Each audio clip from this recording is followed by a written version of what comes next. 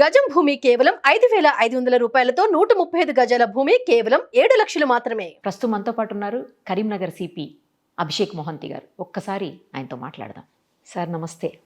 ఎలా ఉన్నారు సార్? బాగున్నాను. ప్రజలు బాగుంటే మీరు కూడా బాగుంటారు, అంతే కదా? ఎప్పుడు కూడా బాగానే ఉంటాం. అదే నేను అంటే చాలామంది ఆఫీసర్స్ని చూశాను, ఆల్మోస్ట్ 14-15 ఇయర్స్ నా కెరియర్లో. బట్ గ్రీవెన్స్ సెల్ అనేది వన్ డే పెట్టుకుంటారు ఎవరైనా కూడా.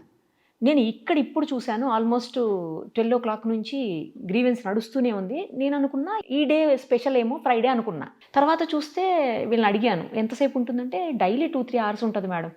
డైలీ ఉండటం ఏంటి నాకు అర్థం కాలేదు. అంటే నేను చాలామంది ఆఫీసర్స్ని చూశాను, వన్ డే కేటాయిస్తారు. బట్ మీరు ఎవ్రీడే 3 hours 2.5 hours ఏంటి సార్, ఎందుకలా? అంటే once we are in public service, yeah ఒకసారి ఈ సర్వీస్ జాయిన్ అయిన తర్వాత కొంత మన responsibilities and all we have taken a oath to do some job. So దాన్ని బట్టి మనం డ్యూటీస్ చేయాలి, అది ఒకటి. రెండోది గ్రీవెన్స్ వచ్చేసి అందరికీ వన్ డే రాదు, గ్రీవెన్స్ ఎవ్రీడే వస్తూ ఉంటుంది. If you see from public perspective కూడా నా గ్రీవెన్స్ మండే వచ్చే వరకు వెయిట్ చేయదు. సో దో మనకి చాలా ఛానల్స్ ఉంది, డయల్ 100 ఉండొచ్చు, ఎమర్జెన్సీ కాల్ ఉండొచ్చు, బట్ సర్టన్ గ్రీవెన్సెస్ ఉంటాయి that they would want to meet and express in person కానీ గివ్ అ రిప్రజెంటేషన్. సో ఇది ప్రతి ఒక్కరికి వాళ్ళు మీకు గ్రీవెన్స్ ఉండొచ్చు, నాకు కూడా పర్సనల్ కానీ మీకు అందరికీ గ్రీవెన్స్ ఉండొచ్చు. అది మండే గ్రీవెన్స్ వస్తుందని ఏం లేదు. సో ఏ రోజైనా రావచ్చు. సో వస్తే and they want to express, so ఆ విండో ఆఫ్ ఆపర్చునిటీ పబ్లిక్ ఇవ్వాలని, అది జనరల్గా ఆ పర్సెప్షన్ ఉంటే బెటర్.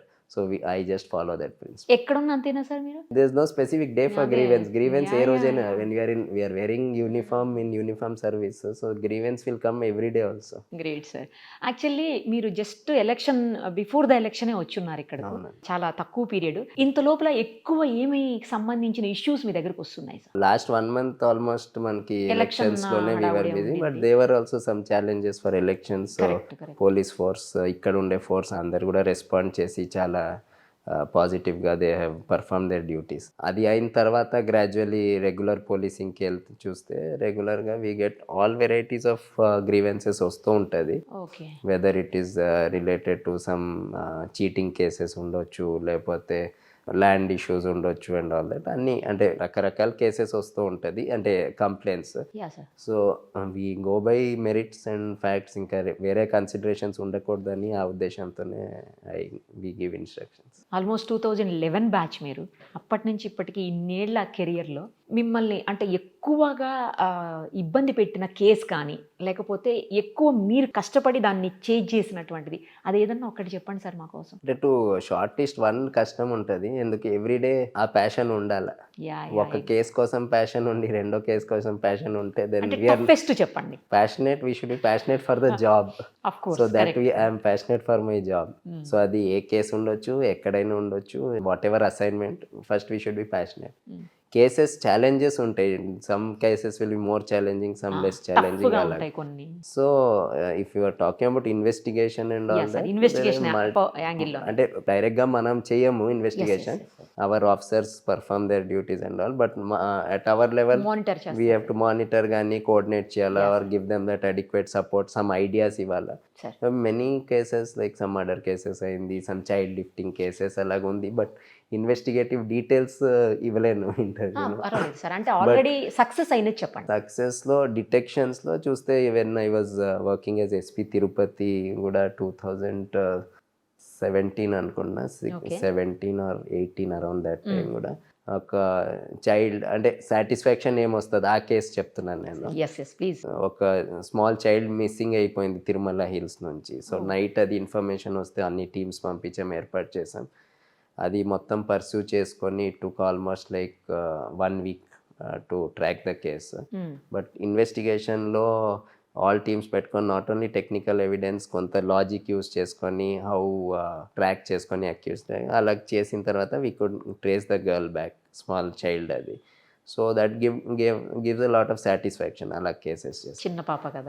సో అది అయిపోయి 7 years అవుతుంది, నాకు ఎగ్జాక్ట్ గుర్తులేదు, but I think it would have taken about 5 to 6 days అని అనుకున్నాను రఫ్లీ, ఐ డోంట్ రిమెంబర్. కాన్స్టెంట్గా డే అండ్ నైట్ టీమ్స్ అందరు all ranks right from constable to teams form చేసిన తర్వాత ఎవరెవరు వాళ్ళ జాబ్లో చేయడం చాలా కష్టపడి చేశారు.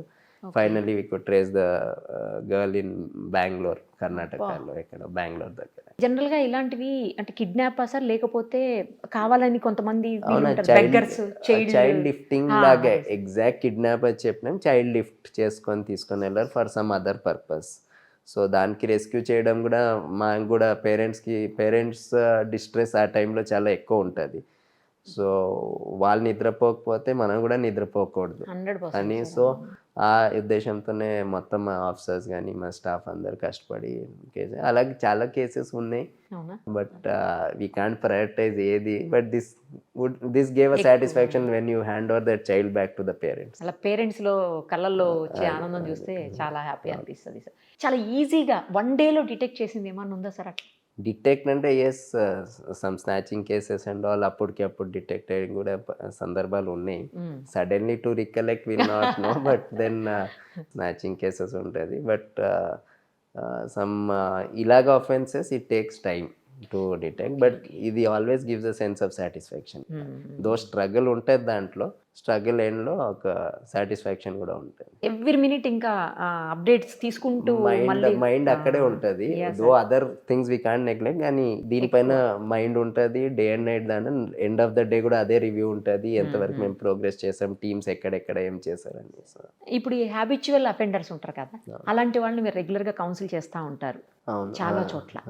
వాళ్ళు మళ్ళీ కూడా చేస్తూనే ఉంటారు. ఎందుకని? మీరు కౌన్సిలింగ్ చేసినా కూడా అన్ని ప్రాబ్లమ్స్ ఫేస్ చేసిన వాళ్ళు అప్పటికి జైలుకి వెళ్ళొచ్చిన వాళ్ళు కూడా ఉంటారు. ఎవరు వాళ్ళు జాబ్ చేసుకోవాలా, వాళ్ళు జాబ్ చేస్తే మేము కూడా మనం తగ్గం ఎక్కడ కూడా, మనం మన జాబ్ చేసుకుంటూ వెళ్ళాలా. As far as policing is concern, మేము చట్టంలో ఏముంది దాన్ని బట్టి we take action. Corrective measures ఏమైనా ఉంటే మ్యాక్సిమం సమ్టైమ్స్ చెప్తాం, కానీ దాని బియాండ్ వాళ్ళు మళ్ళీ ఏదైనా చేస్తే we have to be harsh and take action. ఇంకా వాళ్ళ మైండ్ సెట్ ఎలాగ ఉంది, that all depends on an individual. కొంతమంది చేయకపోవచ్చు, కొంతమంది హ్యాబిచువల్గా ఉంటారు. ఉంటే కూడా చట్టంలో ఎంత స్ట్రిక్ట్గా we can take action. Always police as a law enforcement agency మనం దానిపైననే ఫోకస్ పెట్టినాం, సో దట్ రిపీట్ అఫెండర్స్కి కూడా డిఫరెంట్గా హ్యాండిల్ చేయడానికి సెక్షన్స్ ఉంటాయి. సో అవి అన్నీ కూడా అప్లై చేస్తాం మేము. ఇప్పుడు సైబర్ క్రైమ్స్ బాగా ఎక్కువైపోతున్నాయి సార్, మనం చూస్తున్నాం. అసలు ఫ్రాడ్స్, అన్ని ఫ్రాడ్సే, భయంకరమైన ఫ్రాడ్స్టర్స్ ఉన్నారు. వాటి నుంచి బయటపడాలంటే ఎలాంటి జాగ్రత్తలు తీసుకోవాలి? ఎందుకంటే తెలియదు, అది బ్యాంక్ నుంచి వచ్చింది అనుకుంటాం, మనం ఆ లింక్ను ఓపెన్ చేస్తాం. మొన్నైతే ఒకటి విన్నాను సార్, నేను స్కూల్ నుంచి వచ్చిందని ఓపెన్ చేశారంట ఫీజు పే చేద్దామని. తీరా చూస్తే అది ఫేక్. అంటే ఇప్పుడు మోస్ట్లీ అవేర్నెస్ ఒకటి చాలా ఇంపార్టెంట్, బికాజ్ ఇక్కడ విక్టిమే ఆఫర్ చేస్తున్నారు టు గెట్ చీటెడ్, ఆల్మోస్ట్ ఆ టైప్ ఉంటుంది. ఎందుకంటే because of lack of awareness ఉండొచ్చు, కానీ మోస్ట్లీ ఫాల్ట్ అది లియోర్ ఒక ట్రాప్ లాగా ఉంటుంది అది. బట్ ట్రాప్లో పడిపోయేది విక్టిమే పడిపోతారు ఆన్ దేర్ ఓన్. మనమే షేర్ చేసేస్తాం ఎవరితో ఓటీపీ, లేకపోతే ఏదైనా క్లిక్ చేయడం లింక్ విక్టిమే చేస్తూ ఉంటాయి. సో దానికోసం మ్యాక్సిమం అవేర్నెస్ ఆల్ ఫోరమ్స్లో కూడా ఇప్పుడు చాలా చోట ఆల్ లెవెల్స్ ఆఫ్ గవర్నెన్స్లో కూడా అది జరుగుతుంది. Police as a law enforcement agency కూడా అది చాలా వరకు అవేర్నెస్ ఇన్ సైబర్ క్రైమ్స్ కూడా ఒక ప్రయారిటీ ఏరియాగా తీసుకుంది.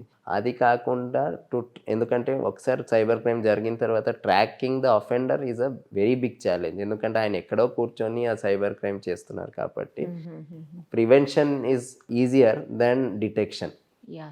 ప్రివెన్షన్ కోసం ప్రజల్లో అవేర్నెస్ వస్తే then it becomes easier to reduce the number of crimes. అది ఒకటి.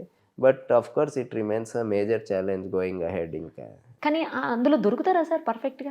దొరుకుతారు, బట్ చాలా వరకు it is very difficult to track the offender.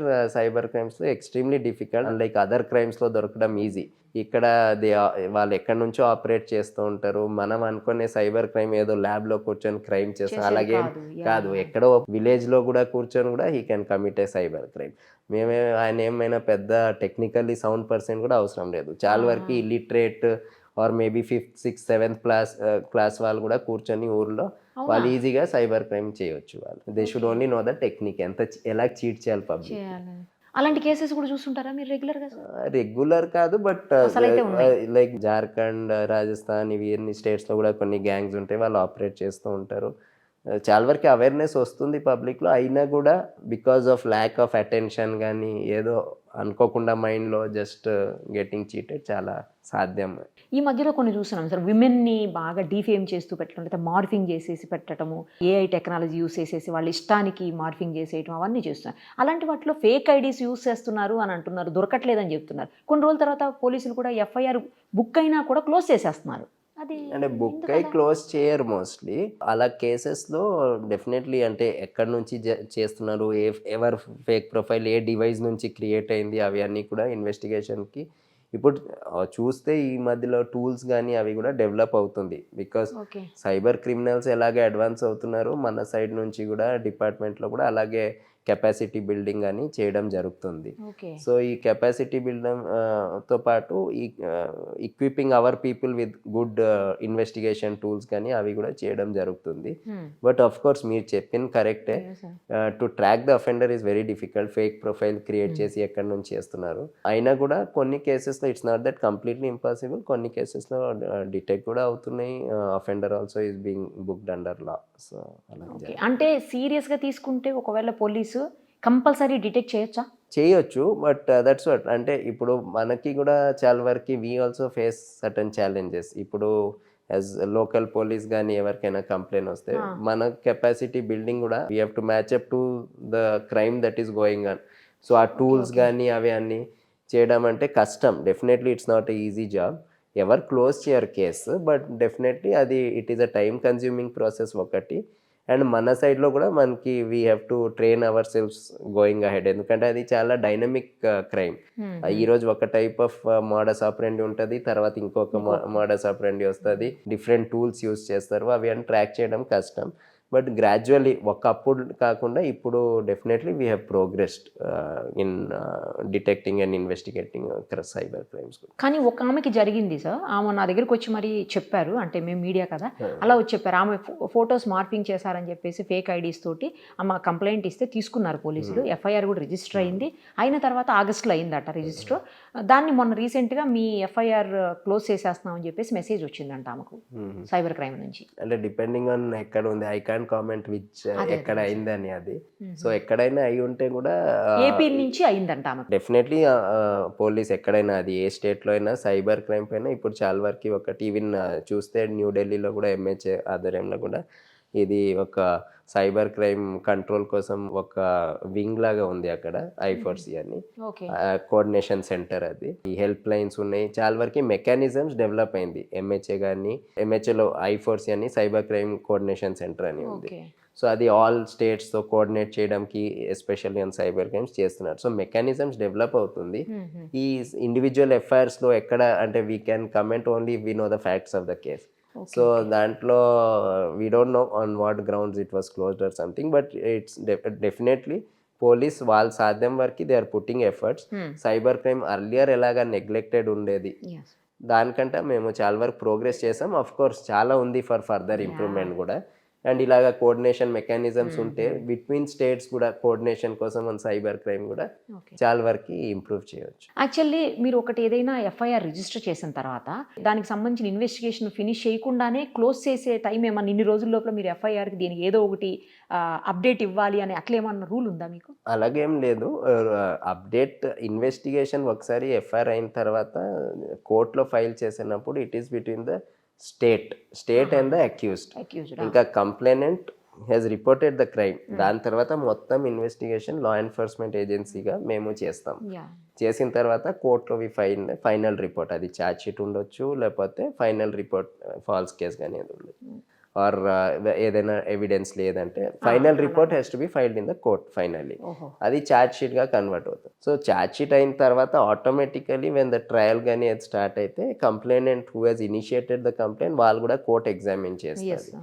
వీళ్ళకి అప్డేట్ చేస్తూ ఉండాలని ఏం లేదు, but if somebody wants to know వాళ్ళ కేసులో ఏం ప్రోగ్రెస్ అని definitely we can update, because వాళ్ళే కంప్లైంట్ ఇచ్చి ఇనిషియేట్ చేస్తారు ఎఫ్ఐఆర్. కాబట్టి మీరు ఇన్నేళ్ల కెరియర్లో ఎప్పుడైనా ఇన్వెస్టిగేషన్ ఇష్యూస్లో కానీ లేదంటే ఏదైనా కేసు ఇష్యూస్లో కానీ ఎవరి నుంచైనా ప్రెజర్స్ వచ్చాయా? జనరల్గా పోలీసులకి ప్రెజర్స్ ఉంటాయి, పొలిటికల్ నుంచి ప్రెజర్ ఉంటుంది, లేకపోతే హయ్యర్ అఫీషియల్స్ నుంచి ప్రెజర్స్ ఉంటాయి అంటారు. అలా ఎప్పుడైనా మీరు ప్రెజర్ ఫీల్ అయ్యారా, లేకపోతే మీ వాళ్ళని ఎప్పుడైనా ప్రెజర్ చేశారా? ఇఫ్ ఐ సే దట్ దానికి ప్రెషర్ అని టర్మ్ చెప్పలేను నేను, but people who would be interested in that case for some reason or other, definitely they will take. Pressure తీసుకోవాలా లేదు మా పైన డిపెండ్ అవుతుంది. సో ప్రెషర్ మేము తీసుకుంటామా, ప్రెషర్ రివర్స్ గా ఇస్తామది మా పైన ఉంటుంది. సూపర్. సో ప్రెషర్ తీసుకోవడం we don't uh definition pressure అని ఎక్కడ పెట్టాం మన దాంట్లో. నా దాంట్లో నేను పెట్టాను pressure. If somebody has to say something about the case, okay మేము ఖచ్చితంగా వింటాం. ఎవరేం చెప్తే ఏం చెప్తున్నారు, we'll take their version, will verify. And we don't take it as pressure. Whatever is right అది చేస్తాము. ప్రెషర్ అని I don't take pressure. But definitely for any case or some issue, some law and order ఇష్యూలో there be calls coming. అది రాదని చెప్పడానికి లేదు, వస్తుంది. మేము కాల్ తీసుకోవాలి. తర్వాత ఏది correct that we will do. What my heart and conscience and law says I will do that. అంతే. There is no question of taking pressure. ఒకవేళ చేయకపోతే ట్రాన్స్ఫర్ చేసేస్తారు. అలా చాలా మంది ఆఫీసర్స్ని 1 yearలో 4-5 ప్లేసెస్కి ట్రాన్స్ఫర్ చేసిన ఆఫీసర్స్ కూడా ఉన్నారు. అది దానికి రియాక్షన్ అదా ఏం తెలియదు, కానీ అది కూడా అయితే కూడా ఏముంది, change is always good in life కదా. కరెక్ట్, ఒక చోట ఉంటే బోర్ అయిపోతాము. So change is always monotony రాకుండా. కరెక్ట్ చెప్పారు. బట్ దాన్ని కూడా ఎలా మార్చి చెప్పారు సార్ మీరు, కొత్త ప్లేస్కి వెళ్తే హ్యాపీగా ఉంటుందని. Once you enter the service, ఈ పోస్ట్ కానీ ఆ పోస్ట్ కాదు, any assignment that is given to us as officers, we should give 100% with. అది ఒకటి, విత్ ప్యాషన్ చేయాలి మా job. Passion and interest irrespective of any assignment. Every assignment దాంట్లో చేయడానికి ఉంటుంది. ఓకే. అండ్ అవకాశం ఎక్కడ కూడా ఉంటుంది. ఇట్ ఈస్ నాట్ దట్ ఈ పోస్ట్లో ఉంటుంది ఆ పోస్ట్లో ఉంటుంది. అన్ని పోస్ట్లో ఏదో ఒక అవకాశం ఉంటుంది. అసైన్మెంట్ మంచిగా చేయాలా, ప్యాషనేట్గా చేయాలా. మా job, if you love our job, will do any assignment with passion. Exactly, correct చెప్పారు. నేను ఇప్పుడు చాలామందితో బయట మాట్లాడాను సార్. అందరూ కూడా అభిషేక్ మహంతి గారి గురించి ఒకటే మాట చెప్తున్నారు. మహంతి గారు చాలా స్ట్రిక్ట్ ఆఫీసర్, సేమ్ టైము చాలా హానెస్ట్ ఆఫీసర్ అని. మేబీ హానెస్టీ ఎక్కడ ఉంటుందో స్ట్రిక్ట్ అక్కడే ఉంటుందా? బయట ఎవరు ఏం చెప్తారు, నాకైతే we work by our principles. How we have entered service, we'll end our service అలాగే. How we were in school, will be till retirement కూడా అలాగే ఉంటాము. సో వన్స్ వీ నో మన ప్రిన్సిపల్స్ ఇది and we want to stand by our principles, మా విధి నిర్వహణ కూడా అది ఉంటుంది. పర్సనల్గా ఎలాగ మేము as a individual we are, in duties also we have to conduct ourselves that వే. ఇంకా బయట చెప్తున్నారంటే it is happy to know. Public చెప్పడమే కాదు, మీ దగ్గర వర్క్ చేసే రాజు లాంటి పర్సన్స్ కూడా మీ గురించి చాలా బాగా చెప్తున్నారు. అసలు నాకైతే బాగా గ్రేట్ అనిపించిందండి. యాక్చువల్లీ పోలీస్ ఆఫీసర్స్ని సార్తో అట్లా ఇట్లా అని కొంచెం ఇదవుతారు. అట్లా లేకుండా చాలా బాగా అందరూ కూడా, ఒక్క పర్సన్ కూడా మీకు ఎగెనెస్ట్ చెప్పలేదు, అసలు ఒక్క పర్సన్ కూడా బ్యాడ్ చెప్పలేదు మీ గురించి. సూపర్బ్ ఆఫీసర్ అని చెప్తున్నారు. పబ్లిక్ కూడా అట్లా చెప్తున్నారు. మా లక్ కరీంనగర్కి ఆయన రావడం అని చెప్తున్నారు. That is their opinion. ఇంకా దానిపైన నేనేం చెప్పలేను. అంటే ఇది విన్నాక మీకేమనిపించింది? అంటే అఫ్ కోర్స్ వాళ్ళంతా మీ దగ్గరకు వచ్చి చెప్పే అవకాశం వాళ్ళకి లేకపోవచ్చు. నేను చెప్తున్నాను వాళ్ళ తరపున. వాళ్ళు చెప్పాలని నేను అలా పంచాను ఆర్ ఉండను. That is how my style of working or my principles in life or. So అదే నేను చేస్తాను. How I was, I'm like that only and I will always be like that. ఇంకా if public or staff everybody things what మీరు చెప్తున్నారు, మాట్లాడాను కాబట్టి, so if that is correct, definitely it's very encouraging and happy to hear. ఎప్పుడైనా ఈ ప్రొఫెషన్లోకి వచ్చాక ఎందుకు వచ్చాను, వేరే దానిలోకి వెళ్ళాల్సింది అని అనిపించిందా ఎప్పుడైనా? నేను ఫస్ట్ చాయిస్ ఐపీఎస్ పెట్టి వచ్చాను. So this is my passion. I have passion for this job. చెప్పాను కదా, irrespective of assignment, any assignment ఉండొచ్చు, but I have a passion for uniform and job. దానికోసం వచ్చాను. Not even 1 day, not in once also I would have ever thought that నేను ఎందుకు వచ్చానని ఎప్పుడు అనుకోలేదు. And I'm extremely happy that God he's given me an opportunity to be in this job, serve the public. Super sir. ఇంకొకసారి personal ఇంటర్వ్యూకి నాకు time ఇవ్వండి తప్పకుండా. Thank you sir. Thank you so much. నమస్తే.